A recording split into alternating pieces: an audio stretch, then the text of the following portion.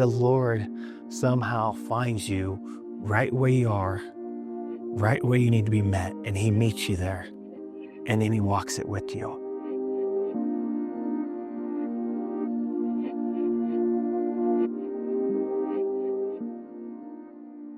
I lived a life that most probably are unfamiliar with unless you have friends or family that are in the first responder unit, being the police, firefighter, paramedic, EMT, nurses, because we live a different lifestyle. The majority of us do because of the stuff that we see. And when I became a cop, I was on the job for about 30 days. And I got into my first shooting, and I was with my field training officer. And at that point, we do all of our depositions, we get done with everything, and he says, hey, let's go grab a drink. And so me, him, and the other guys that I was in the shooting with all went out to the local bar and grabbed a drink until we closed it down. And then we went to work the next day. And that was the normal. That's really how we coped. And then I got hurt in 2012, which retired me out a year later. And I had to have a few surgeries. And they put me on oxy and morphine because of the pain I had with those surgeries.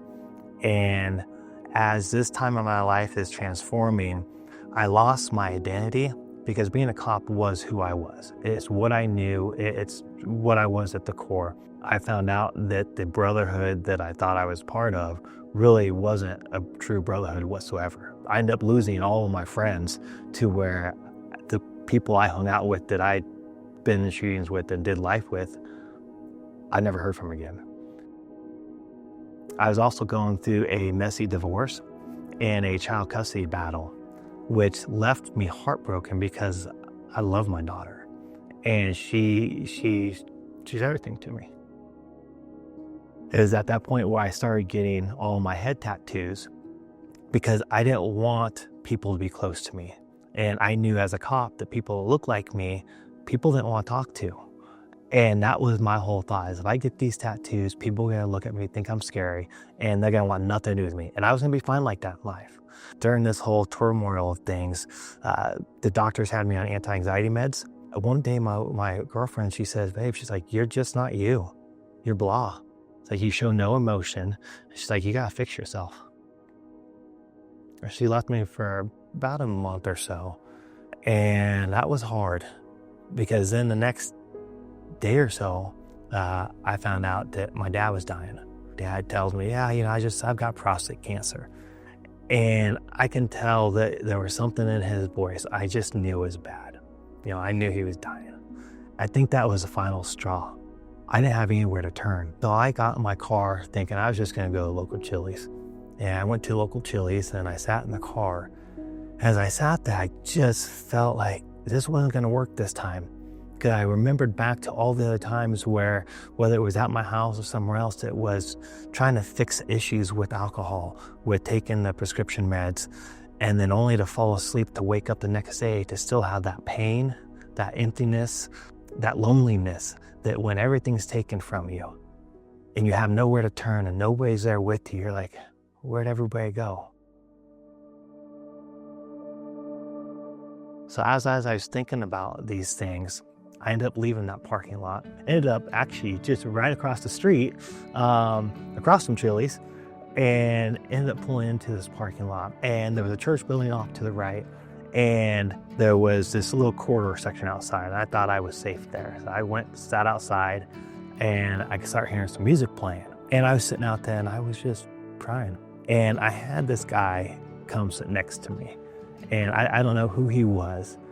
And he asked me if I was okay. And he's like, well, do you want to come inside the church? So I ended up going inside that day. He walked in with me and sat me down in one of the pews. And I picked the pew that was the emptiest around because I didn't want to be bothered by anybody. And lo and behold, this other guy comes and asks if he could sit next to me. I tell you, to this day, I think he was an angel. And I will tell anybody that because I think it gives glory to God because God knew what I needed. This guy was just an old gentleman, sweet, soft soul, long gray hair, just these eyes that would just like, as if he was looking into my soul. Like he actually loved me, but he didn't know me. And so I said, yeah, you could sit next to me. And he starts talking to me and he's telling me about his grandson, who's a cop. and his grandson was a cop in the city next to where I worked. But I knew why he was telling me that, because God knew that's what I needed to hear. God knew, because that let my walls down to where I felt safe with this guy. I felt like I could actually sit and listen to what was going to be preached. And the first song that came on was Amazing Grace. And I had no problem bawling like a baby in front of this guy.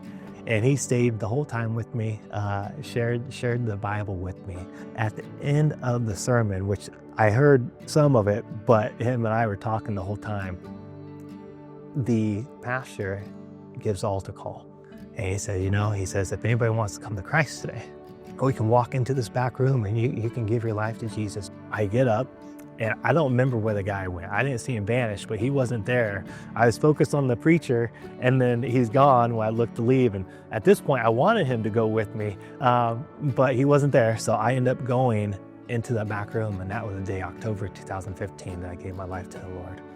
And it was the best thing I ever did. He's given me a heart for the lost. I know what it's like to be lost, to feel that emptiness, and to try everything in the world to fix it because you think it will, and it won't. I found out the hard way, but the only thing that will fix it is Christ. But he has given me a story that I hope that will reach thousands for his glory. And that's where my passion comes from now. It's seeing the glory of God, because I owe everything to him. I am so unworthy, but by the blood of Christ, he has made me worthy. So my life is fully consecrated to him, and I want others to see Christ in me.